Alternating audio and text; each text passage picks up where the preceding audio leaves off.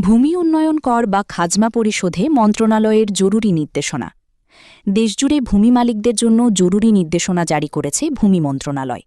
আগামী ৩০ জুনের মধ্যে চলতি অর্থবছরের পাশাপাশি বকেয়া ভূমি উন্নয়ন কর খাজনা পরিশোধ করতে বলা হয়েছে। একই সঙ্গে ভূমি ব্যবস্থাপনাকে আরও ডিজিটাল ও সহজ করার ওপর গুরুত্ব দিচ্ছে সরকার। মন্ত্রণালয়ের পক্ষ থেকে জানানো হয়েছে, এখন থেকে নাগরিকরা ঘরে বসেই অনলাইনের মাধ্যমে খাজনা পরিশোধ করতে পারবেন। এজন্য ব্যবহার করতে হবে land.gov.bd ওয়েবসাইট। সরকার ভূমি ব্যবস্থাপনাকে সম্পূর্ণ স্মার্ট ও স্বচ্ছ করার লক্ষ্যেই এই ডিজিটাল সেবা চালু করেছে। নতুন ব্যবস্থায় প্রথমে ব্যবহারকারীকে নির্ধারিত পোর্টালে নিবন্ধন করতে হবে।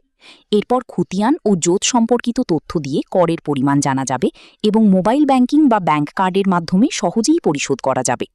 ভূমি মন্ত্রণালয় জানিয়েছে, নির্ধারিত সময়সীমার মধ্যে কর পরিশোধ করা বাধ্যতামূলক। ৩০ জুনের পর বকেয়া থাকলে নিয়ম অনুযায়ী অতিরিক্ত সুদ আরোপ হতে পারে। তাই সময়মতো কর পরিশোধের আহ্বান জানানো হয়েছে।